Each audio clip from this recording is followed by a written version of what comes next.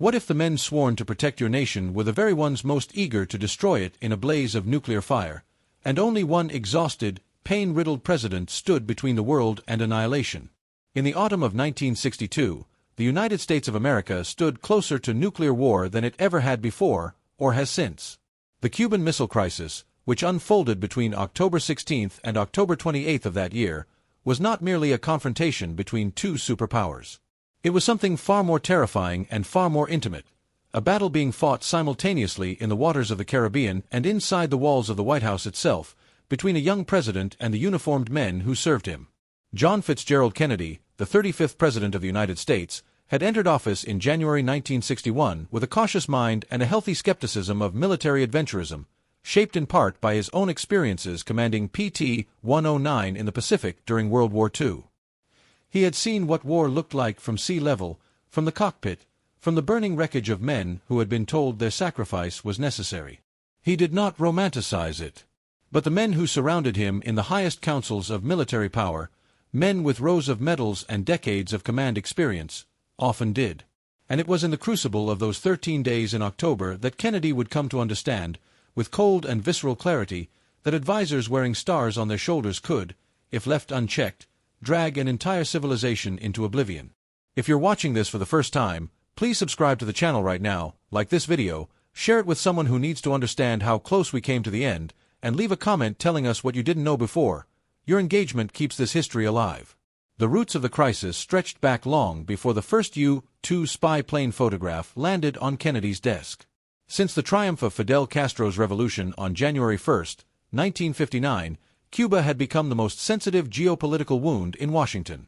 The island sat just 90 miles from the Florida coast, and its alignment with the Soviet Union under Nikita Khrushchev created a constant source of anxiety within American military and intelligence circles. The Central Intelligence Agency, under Director Allen Dulles, had been developing plans to remove Castro by force almost since the moment he came to power. Kennedy inherited one such plan, the Bay of Pigs invasion, and in April 1961, under pressure from the CIA and the Joint Chiefs of Staff, he authorized it. The result was a catastrophic failure. 1,400 Cuban exiles trained by the CIA landed at Playa Girón on April 17, 1961, and within 72 hours the operation had collapsed entirely. More than 100 men were killed and over 1,000 were captured. The CIA had assured Kennedy that the operation would succeed, that Castro's forces would crumble, that the Cuban people would rise up. None of it was true. Kennedy publicly accepted responsibility, but privately he was furious. Furious at the agency, furious at the Joint Chiefs, and furious at himself for listening to men who seemed to confuse confident assertions with reliable intelligence. That fury would become a defining lens through which he viewed every military recommendation that followed. The lesson of the Bay of Pigs was painful, but it had not yet reached its full depth. Kennedy began quietly questioning the culture within the Pentagon and the CIA, a culture that he sensed rewarded boldness and aggression over caution and precision. He brought in new advisors, restructured some intelligence processes, and appointed his brother Robert F. Kennedy as a close confidant who would act as a check on information flowing to the president. But the military establishment was vast and deeply rooted, shaped by decades of Cold War thinking in which nuclear superiority was the supreme currency of national security. General Curtis LeMay, the Air Force Chief of Staff, was among the most aggressive of these figures. LeMay had directed the firebombing of Tokyo in March 1945 and had been the architect of the Strategic Air Command's nuclear posture. He believed in the offensive use of air power with an almost religious conviction. General Lyman Lemnitzer, chairman of the Joint Chiefs until October 1962, had approved Operation Northwoods, a classified proposal drafted in early 1962 that suggested staging false flag attacks on American citizens and blaming them on Cuba to justify a military invasion. Kennedy rejected it outright, reportedly with disgust. But the fact that his own military leadership had presented such a document told him something profound about the distance between his values and those of the men who served beneath him in the chain of command. Then came October 16, 1962. That morning, National Security Advisor McGeorge Bundy walked into the president's private quarters and informed him that CIA analyst Arthur Lundahl had confirmed what U-2 photographs taken on October 14 had suggested. Soviet medium-range ballistic missiles were being installed in Cuba. The missiles, once operational, would be capable of reaching Washington, D.C., New York, and dozens of other American cities within minutes of launch. Kennedy convened a secret group of advisors that same day, a body that would come to be known as ExComm, the Executive Committee of the National Security Council.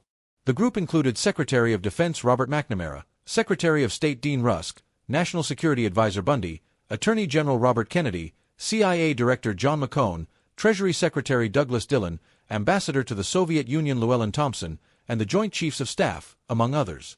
Over the next several days, these men would argue, plead, reason, and sometimes shout at one another as they debated the course of action that might prevent, or trigger, a nuclear war. And from the very first session, Kennedy would hear what he feared most, the voices of his generals urging him to strike. The military's initial preference was clear and nearly unanimous. An airstrike, swift, surgical, overwhelming, should be launched against the missile sites in Cuba before they became operational. General LeMay was particularly vocal. In meetings that Kennedy secretly recorded using a taping system he had installed in the Oval Office and Cabinet Room, LeMay can be heard pressing the president with an urgency that bordered on contempt. He argued that a naval blockade, the alternative being considered, was tantamount to appeasement, a word that carried enormous weight in the post-Munich political vocabulary. LeMay reportedly told Kennedy directly that the blockade was almost as bad as the appeasement at Munich, and that the Soviets would interpret restraint as weakness. Kennedy listened carefully. He pushed back. He asked what would happen if the Soviets responded to an airstrike by moving on West Berlin. LeMay had no satisfying answer. The exchanges were not between equals debating strategy. They were between a president desperately trying to find a path that did not lead to millions of deaths and generals who seemed, to Kennedy's growing alarm, almost eager to pull the trigger. Kennedy later told his brother that after one particularly heated exchange with LeMay and the other chiefs, he felt he had been in the presence of men who would be satisfied with nothing less than war. The proposal for an airstrike carried within it a terrible uncertainty that Kennedy could not ignore. Air Force generals assured him that a strike could destroy 90% of the known missile sites. But the phrase, known missile sites, concealed a frightening variable. Intelligence was imperfect. There might be missiles, warheads, or Soviet personnel that the U-2 photographs had not captured. Secretary McNamara later acknowledged that American planners did not know at the time that Soviet field commanders in Cuba had been given pre-delegated authority to launch tactical nuclear weapons if the island were invaded, a fact confirmed decades later by Soviet and Cuban officials at retrospective conferences. Had Kennedy followed the advice of his generals and authorized the airstrike and the subsequent invasion that the Joint Chiefs recommended, the United States military would have encountered Soviet forces armed with nuclear-tipped FKR cruise missiles and Luna tactical rockets. The scenario that might have unfolded, American soldiers encountering Soviet weapons, a Soviet commander deciding to use them, a retaliatory strike, an escalating exchange, was not hypothetical catastrophizing. It was, as historians later confirmed, a genuine and immediate danger. Kennedy's instinct to refuse the generals was not weakness. It was, very possibly, the decision that saved human civilization. If this history matters to you, and it should, subscribe to the channel, like this video, share it with a friend or family member, and leave a comment below telling us which part of this crisis you find most astonishing. The world needs more people who understand these moments. Kennedy announced the existence of the missiles and his chosen response, a naval quarantine of Cuba, in a nationally televised address on the evening of October 22, 1962. He was careful with his language. He called it a quarantine rather than a blockade, because under international law a blockade was an act of war. The distinction mattered. He informed the American public and the world that any nuclear missile launched from Cuba against any nation in the Western Hemisphere would be regarded as an attack on the United States, requiring full retaliatory response against the Soviet Union. The stakes could not have been stated more plainly. Soviet ships carrying additional military supplies were already in the Atlantic, heading toward Cuba. American naval vessels, led by aircraft carrier USS Essex and destroyer USS Gearing, were positioned to intercept them at the quarantine line. The world held its breath. On October 24th, the day the quarantine took effect, Soviet ships approached the line, and then stopped. Secretary of State Dean Rusk turned to National Security Advisor Bundy and said, quietly, "We're eyeball to eyeball, and I think the other fellow just blinked." It was a moment of profound relief, but the crisis was far from over. The missiles already in Cuba were still being assembled. The clock was still running. Behind the scenes, the pressure on Kennedy from his military advisors did not relent. General LeMay continued to push for airstrikes.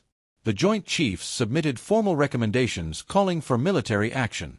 There was a moment on October 27th, now remembered as Black Saturday, when the crisis reached its most dangerous point, and when the gap between Kennedy's judgment and his general's appetite for action became most stark. That afternoon, an American U-2 reconnaissance plane piloted by Major Rudolph Anderson was shot down over Cuba by a Soviet surface-to-air missile. Anderson was killed instantly, the only direct American combat fatality of the crisis.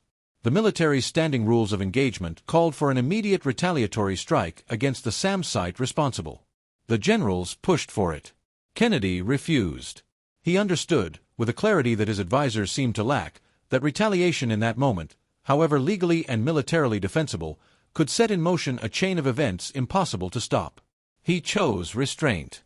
He ordered that no retaliatory action be taken. Major Anderson would be mourned, but his death would not be the spark that ended the world. Also on Black Saturday, a separate and even more terrifying incident unfolded that Kennedy would not learn about until years later, when classified Soviet documents finally became available.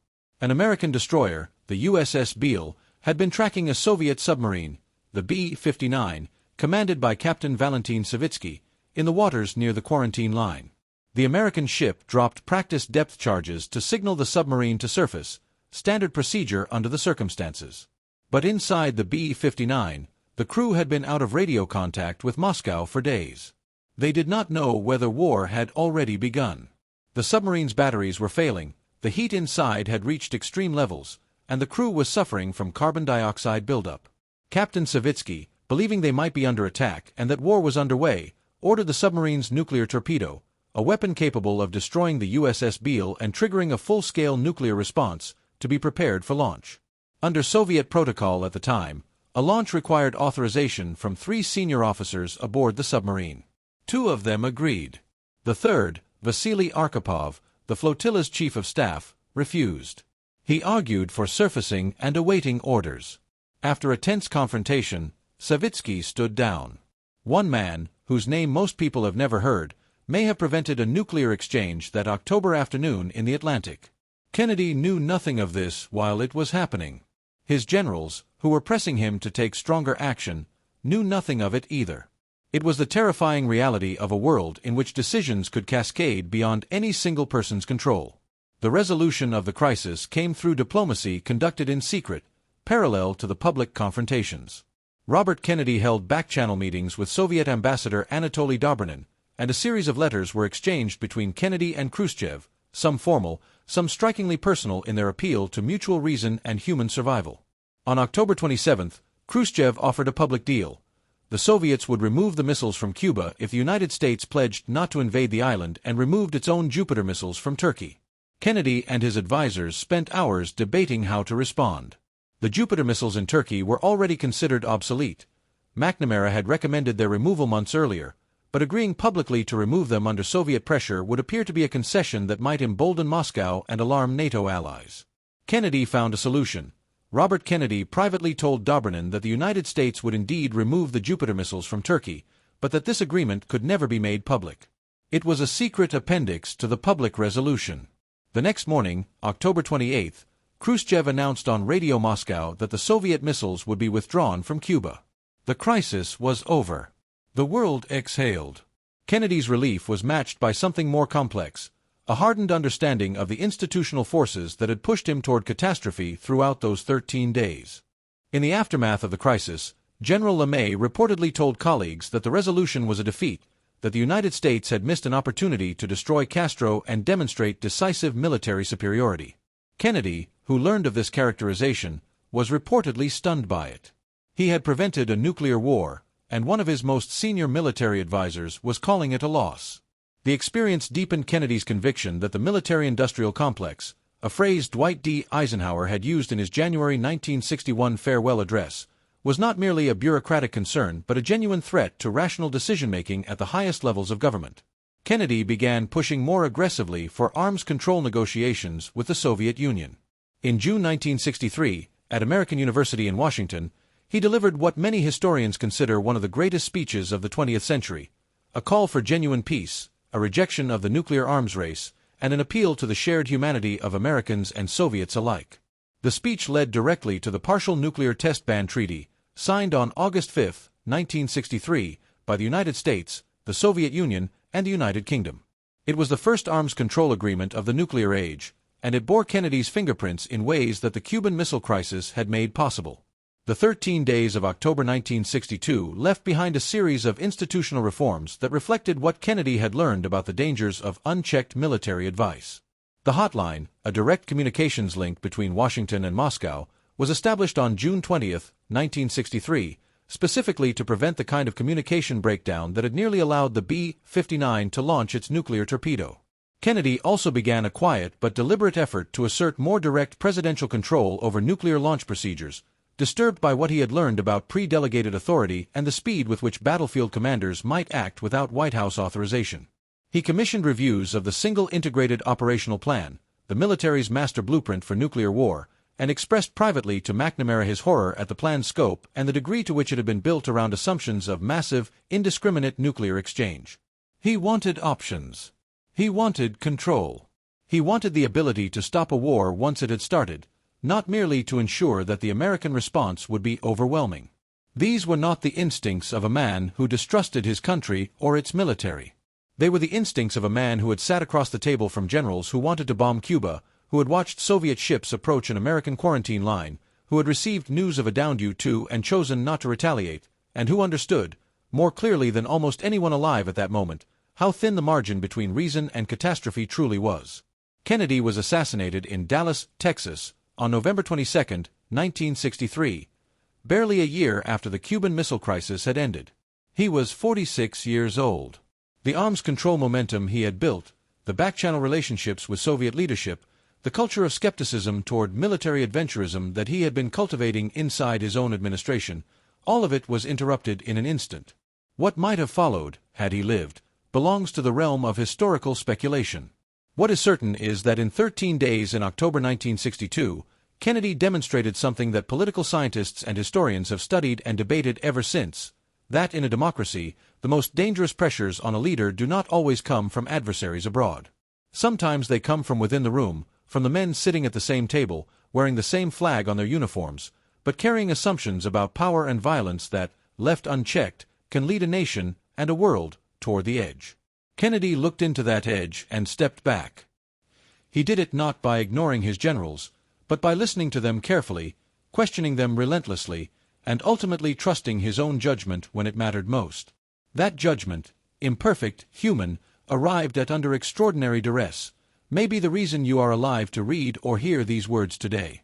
If this story moved you, challenged you, or taught you something you didn't know before, then please subscribe to this channel, like this video, share it with someone who deserves to understand the fragility of peace, and leave a comment below. Tell us which figure in this crisis surprised you most, or which decision you think was most consequential. History only continues to matter when people like you refuse to let it be forgotten.